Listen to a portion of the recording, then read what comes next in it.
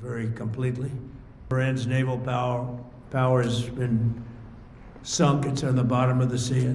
It's almost 50 ships. I was just notified it's 51 ships. I didn't know they had that many. Didn't last very long. And these are fighting vessels. They're meant to fight, but they're not meant to fight against us. We continue to target Iran's drone and missile capabilities. Their drones are way down. Their drone manufacturing has been hit starting today. We know all of the places they manufacture the drones, and they're being hit one after another. Their missile capability is down to about 10%, maybe less. We're also hitting where they make missiles and where they deliver missiles. We've struck over 5,000 targets to date, some of them very major targets, and we've left some of the most important targets for later in case we need to do it. If we hit them, it's going to take many years for them to be rebuilt, having to do with electricity production and many other things, so we're not looking to do that if we don't have to. But they're the kind of things that are very easy to hit, but very devastating if they are hit. We are waiting to see what happens before we hit them. We could take them all out in one day, but it's all resulting in a 90% decline in various things, but in particular, Iranian missile launchers and 83% drop in drone launchers. As you know, the drone launchers are pretty well shot, but we're at over 90% decline in the Iranian missile launchers, which is very hard to reproduce and very hard to get. And usually what we were able to do through great equipment, a lot of smart people, as soon as they sent a missile up from a launcher, we were able to knock out that launcher within a period of 5 minutes or less, accurately, right on the noggin. So now we have low-cost interceptors effectively combating Iranian drones, and our B-2 bombers recently dropped dozens of 2,000-pound bombs to destroy missile launchers all over Iran and very deep under Iranian soil in many cases. The soil was no match. And we're also annihilating the manufacturing base that the regime uses to build drones and missiles at a rate that nobody thought was possible. We're knocking them out. We know where they all are. We're knocking them out very quickly. We're ahead of our initial timeline by a lot. I would say that we probably would not have thought after a month we'd be here. In addition to the fact that we've taken out the leadership twice and maybe 3 times. And we, as you know, we want to be involved. We don't want another president that maybe wouldn't be willing to do what I'm willing to do for the good of the world, for the good of our nation, to be stuck with a situation in 5 years or 10 years from now. So we think they should put a president in, or the head of the country in, that's going to be able to do something peacefully for a change. They've been doing this for 47 years, killing people for 47 years, whether it's the barracks or even the SS Cole, where they were involved very strongly. They always denied it. But where they were very strongly involved, and all of the people that died through the roadside bombs died and are right now walking around with no legs, no arms, a face that's been so badly damaged. The Iranian regime has been attacking Americans and spreading terror for 47 years, and despite these countless opportunities to renounce their nuclear ambitions, which they had just a short while ago, they told Mr. Witkoff, who is standing right over here, they said, they actually said, we want to keep building. Essentially, in a real nutshell, we want to continue to build nuclear weapons. If we didn't knock out Midnight Hammer, if we didn't knock out their Iranian potential, if we didn't do that with Midnight Hammer, they would have had a nuclear weapon. They would have used it long before now. And at a minimum, Israel would have been annihilated. I was very lucky that we had the courage to do that we had the talented pilots and the great equipment. The B-2 bombers are unbelievable. We ordered 25 more, by the way. The newer, better version. It's we have the greatest military in the world. We have the greatest equipment in the world by far. You see that no matter where we go. You still need the people, though, to operate it and to use it. And those are the people that we cherish. Even after we obliterated their key nuclear sites in Operation Midnight Hammer, they never negotiated in good faith. They still continued to say, we want to build nuclear, we want enrichment at levels that were unacceptable. And they even turned down an offer for unlimited free nuclear fuel forever for civilian purposes. We had people offering them free nuclear fuel. They weren't interested in that because they wanted to build a nuclear weapon. So instead, the regime was trying to reconstitute its weapons program at a different site. They couldn't go back to where they were, the 3 sites that we obliterated, but they were starting work at another site, a different kind of a site, and that was protected by granite. They wanted it protected. Granite's pretty good, but they wanted it protected by a lot deeper. They wanted to go a lot deeper, and they started the process while rapidly building conventional ballistic missiles. They were going to do it all at the same time that threatened our overseas bases and soon could have reached even our homeland. The regime's intention was to use this exponentially growing ballistic missile threat to make it virtually impossible to prevent them from obtaining a nuclear weapon. So as you probably saw, they had a tremendous number of missiles, most of which are now being used or destroyed, and very unsuccessfully used because we have been able, for the most part, to shoot them all down. What incredible technology. The Patriots have been unbelievable, and other things. And the laser technology that we have now is incredible. It's coming out pretty soon. Where literally lasers will do the work of, at a lot less cost, do the work of what the Patriots are doing or what other things are doing.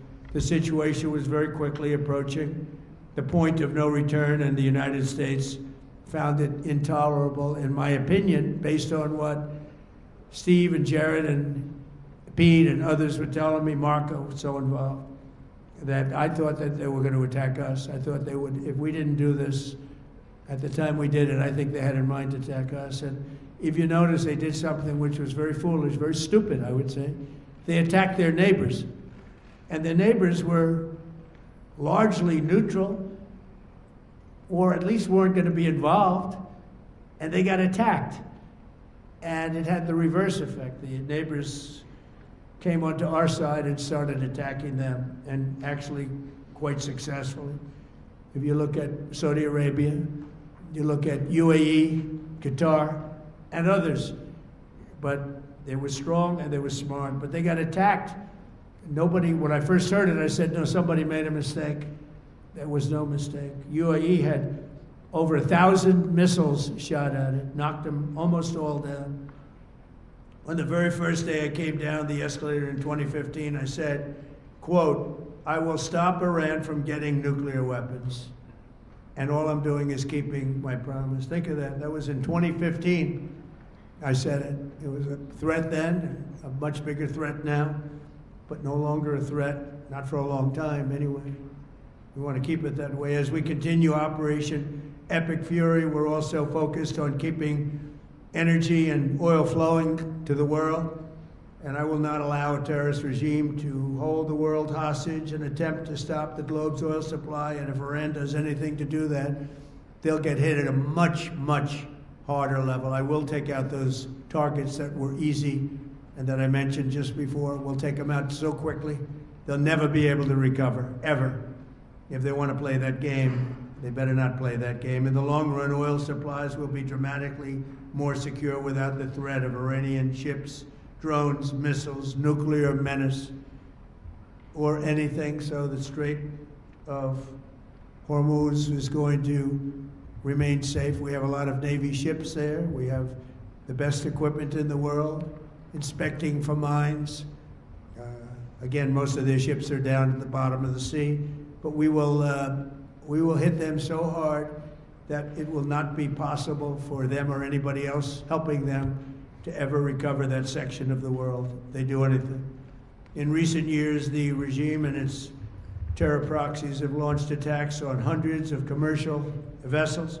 We're putting an end to all of this threat once and for all, and the result will be lower oil prices, oil and gas prices, for American families. We've done that. We've done it. We brought it very low. This was just an excursion into something that had to be done. We're getting very close to finishing that too. In the meantime, during this brief disruption, the United States is offering political risk insurance to any tankers operating in the Gulf. So we're putting up risk insurance. We'll perhaps go alongside of them for protection. We don't think it'll be necessary. If it is, and if they do anything, the price will be incalculable. It will be so great that they will have wished they never did it, because you have to keep the straits flowing. With all of that, it affects other countries much more than it does the United States. It doesn't really affect us. We have so much oil.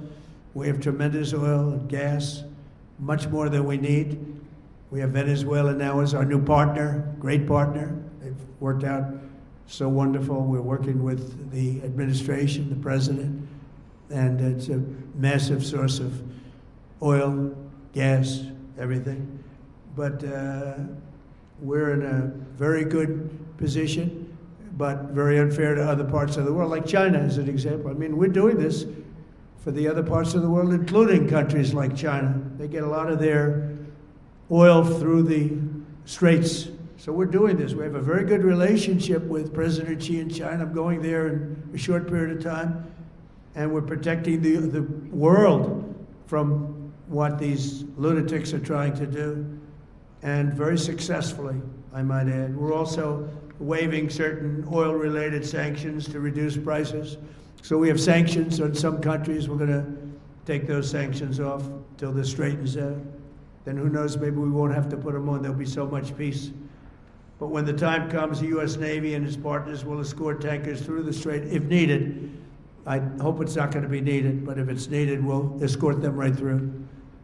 And we have the greatest mine-sweeping ability. We have the greatest ships, and all of them, we know exactly where they're placed. We'll get them out of there very fast, but we hope we don't have any of that. And again, if they do that, if they play that game, we're going to hit them at a level that they have not seen before. So we're winning very decisively. We're way ahead of schedule. Our military is the greatest in the world, with the greatest equipment and the greatest people in the world. Nobody's ever seen anything like it. Iran's a very powerful country. They were going to take over the Middle East. If we did not hit them, they were going to take over the Middle East. They had thousands and thousands, since their last hit, they had thousands and thousands of missiles and everything else. Most are now destroyed. But they were going to take over the Middle East. Those weapons were aimed at Middle Eastern countries that had nothing to do with this. They were going to take over the Middle East, and they were going to try and destroy Israel. So we stopped it with good timing, and we're very proud to be involved in this, and it's going to be ended soon. And if it starts up again, they'll be hit even harder. Thank you very much for being here. Go ahead. Thank you so much. Go ahead. Do you approve of Iran's new supreme leader? And secondly, can you tell us more about your call with Russian President Vladimir Putin today? Yes. What did you discuss? Yes, I had a very good call with President Putin. We had a lot of people on the line from our side, from his side. We were talking about Ukraine, which is just a never-ending fight. And look, there's tremendous hatred between President Putin and President Zelensky. They can't seem to get it together. But I think it was a positive call on that subject. And we obviously talked then about the Middle East. And he wants to be helpful. I said, you could be more helpful by getting the Ukraine-Russia war over with. That would be more helpful. But we had a very good talk, and he wants to be very constructive. Yeah. Yeah, please. Thank you, Mr. President. On Iran, you called it an excursion. You said it would be over soon. Are you thinking this week it will be over? No, Are you but talking soon. about days? I think so. Okay, and with respect Very to... soon. Look, everything they have is gone, including their leadership. In fact, there are 2 levels of leadership, and even actually, as it turns out, more than that. But 2 levels of leadership are gone. Most people have never even heard about the leaders that they're talking about. So it's obviously been very, very powerful, very effective. And with respect to Cuba, you said that Cuba wants to make a deal. Yes. What would the United States get in return for that, and why should Americans trust Marco Rubio to negotiate it? Well, Marco Rubio is doing a great job. I think he's going to go down as the greatest Secretary of State in history. Look at what we've done as a presidency. Look at what we've done as an administration. They trust Marco, and so do the American people trust. He's been successful no matter where he's been. He also speaks the language, which is always nice and always helpful. But he's dealing, and it may be a friendly takeover. It may not be a friendly takeover. It wouldn't matter, because they're down to, as they say, fumes. They have no energy. They have no money. They're in deep trouble on a humanitarian basis. And we don't want to see that, but they were very, very bad to a lot of people, as you know, and a lot of people living on the Cuban-American vote, which I got at record levels. Very important. Those people are very important to me. I know what they went through. They went through hell. Some of them have gone on to be some of the most successful people in the country. Cuban-American business people, some of them are like the most successful in the country. And a lot of them are friends of mine, because I've been fighting this battle with them for a long time. The Castro regime was brutal, but they lived off Venezuela. Now they don't live off Venezuela. Sends them no energy, no fuel, no oil, no money, no nothing. They lived without Venezuela. They couldn't have made it, and we cut them off from everything else. So, they're going to make either a deal, or we'll do it just as easy anyway. President Trump. Please. There's a footage that shows that an American missile strike and a Tomahawk missile likely destroyed that Iranian girls' school. So will the U.S. accept any responsibility? Well, I for haven't that strike? seen it, and I will say that the Tomahawk, which is one of the most powerful weapons around, is used by, is sold and used by other countries, you know that. And whether it's Iran, who also has some Tomahawks, I wish they had more, but whether it's Iran or somebody else, the fact that a Tomahawk is very generic. It's sold to other countries, but that's being investigated right now. The president. Yeah, please. Thank you. Mr. President, you've said the war is, quote, very complete, but your defense secretary says this is just the beginning. So which is it, and how long should Americans be prepared Well, I think for you could this say war it to last both. for? It's the beginning of building a new country, but they have no Navy, they have no Air Force, they have no anti-aircraft equipment. It's all been blown up. They have no radar, no communications, and they have no leadership. It's all gone. So, you could look at that statement. We could call it a tremendous success right now as we leave here. I could call it, or we could go further, and we're going to go further. But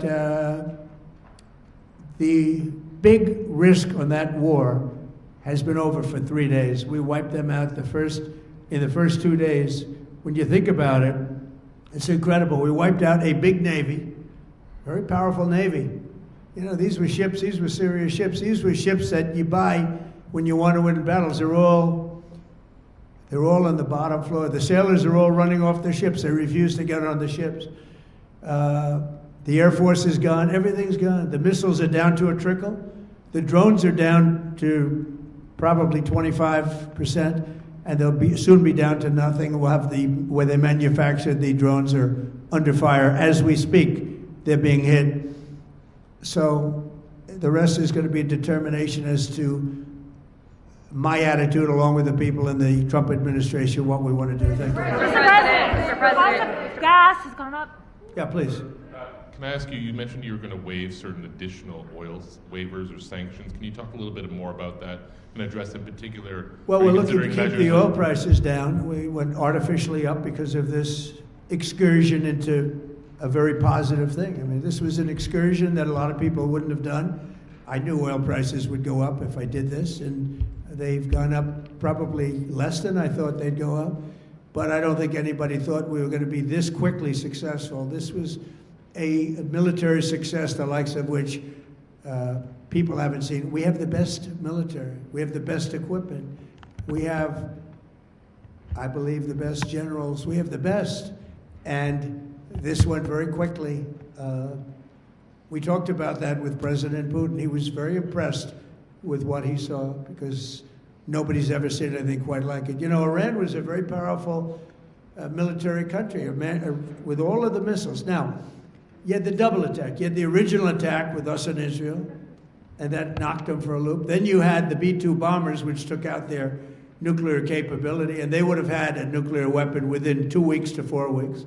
And they would have used it long before this press conference. And we might have had a much different press conference if we had a press conference at all. But it's been amazing. The military success that we've had is truly unprecedented. Mr. President, the price of gas has gone up. You said you've told your congressional colleagues that you will not sign any piece of legislation until the Save America Act is passed. Does that include the confirmation of Senator Mullen as your next DHS secretary? Does that mean a DHS funding bill? And Senator Thune said today it's not a matter of whether or not your Republican colleagues agree with the policy, it's about changing the process. In other words, getting rid of the filibuster to get there. So in order to get it, you're going to need Democrat votes. And what we're saying is the Save America, not the SAVE Act, which nobody knew what it was, the Save America Act. The Save America Act. And that's voter ID. We want voter ID. When a voter, we want to be able to see a picture of the voter. We want to be able to see that the voter is legitimate.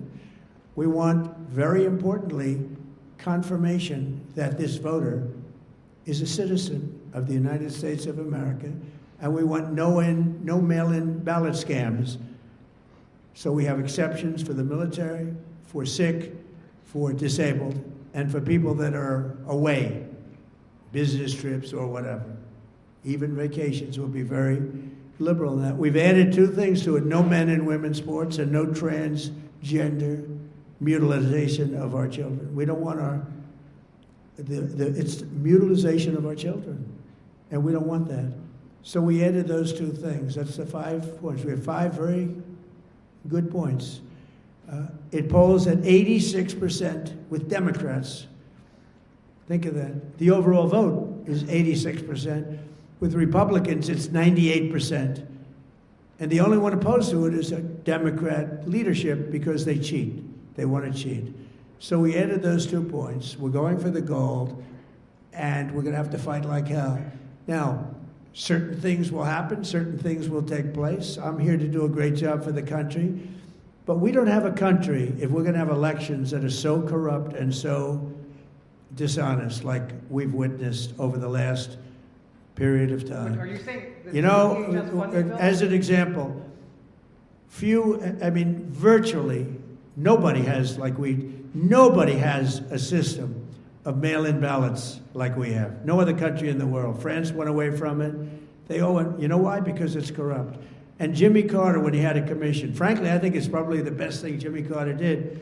He said, you can't have mail-in voting because it's inherently dishonest. And it's turned out to be totally dishonest, and we're going to fight for it. Mr. President. Thank you so much for taking our questions. Has Iran activated any sleeper cells inside the U.S.? There's reports that they have pressed that trigger button to activate those cells, at least abroad. Well, they've been trying for a long time. We've been very much on top of it. One of the things we have to do is get the Democrats to stop the Democrat shutdown, because, as you know, the apparatus that looks into that, Schumer and the Democrats have shut it down, which tells you they probably hate our country a lot. But the Democrats have to open that up. But we've got very, very good intelligence into that. We know a lot of different things that have happened that have been very bad. A lot of them came in during the Biden open border period, but we have them under, we've got them, we're watching every single one of them. Yeah, we know a lot about them. The biggest problem we have is the Democrat shutdown. We know a lot about them, but the shutdown doesn't allow us to do what we have to do. And then this new Supreme Leader, do you have to take him out? Does he have a target on his back? You mean the new Supreme Leader?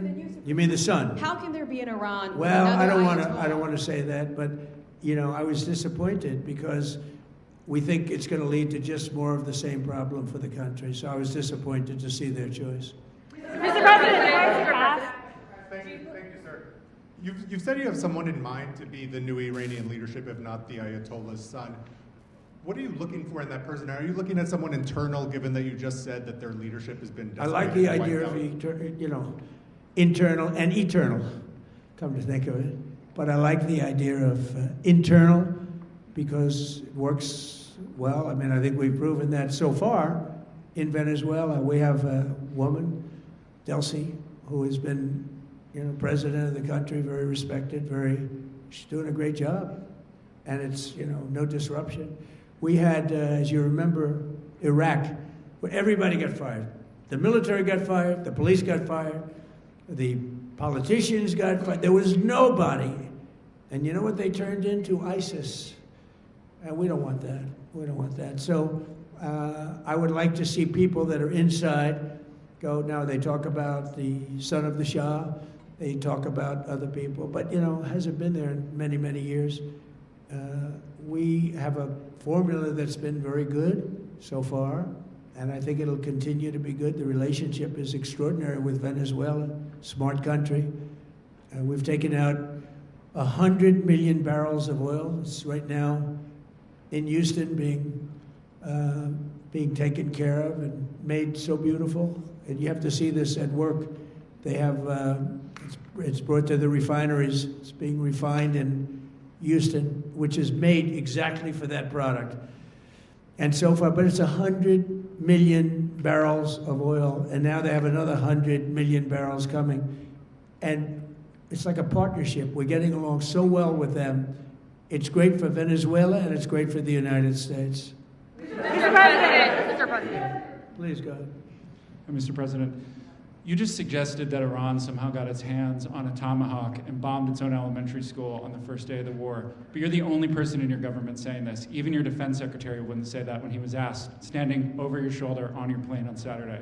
Why are you the only person saying this? Because I just don't know enough about it. I think it's something that I was told is under investigation. But tomahawks are used by others, as you know. Numerous other nations have tomahawks. They buy them from us. But I will certainly, whatever the report shows, I'm willing to live with that report. Mr. President. You said earlier that we've already won in many ways, but we haven't won enough. What do you consider enough? What's your baseline? Where they're not going to be starting the following day to develop a nuclear weapon.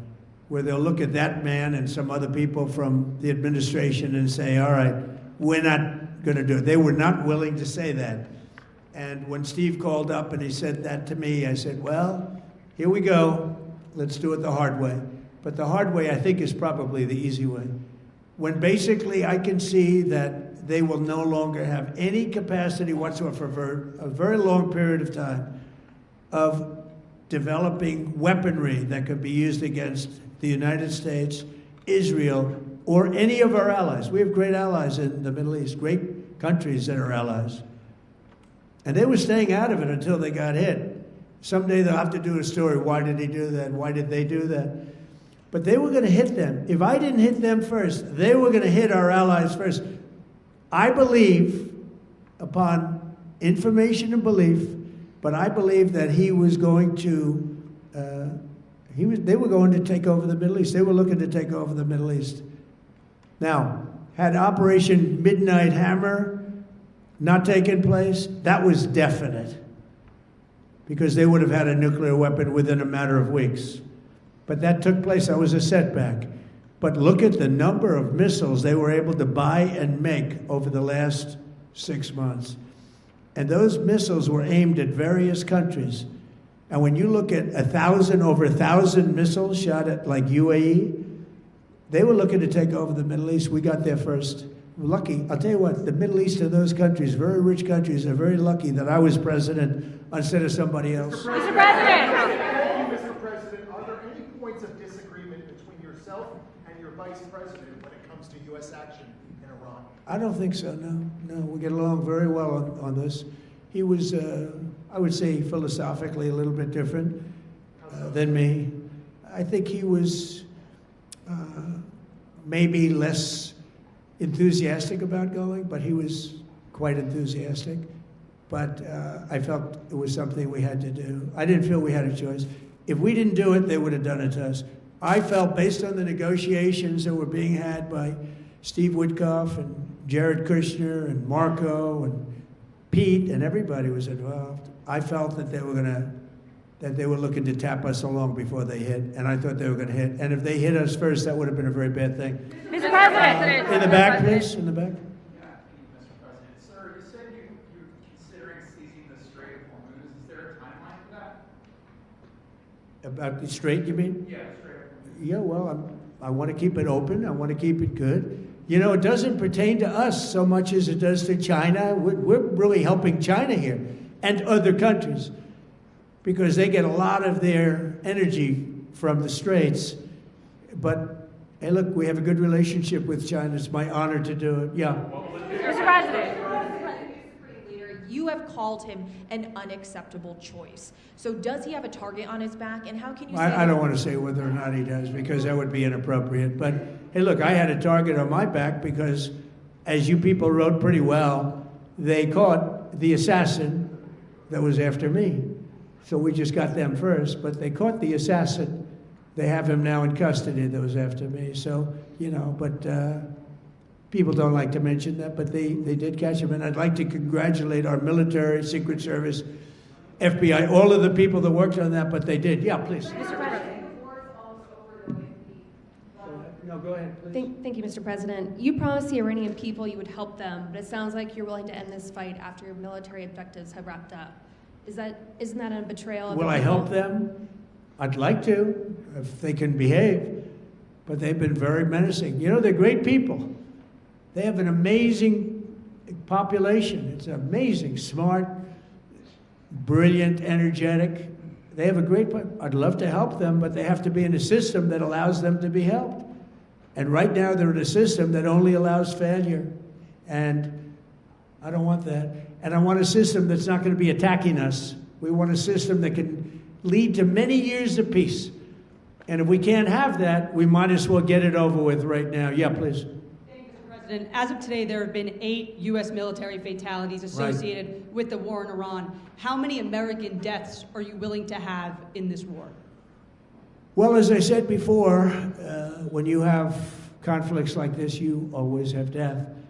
And I was at Dover yesterday. I met the parents, and they were unbelievable people. They were unbelievable people, but they all had one thing in common. They said to me one thing, every single one, finish the job, sir. Please finish the job. And I'll leave you at that. Thank you very much.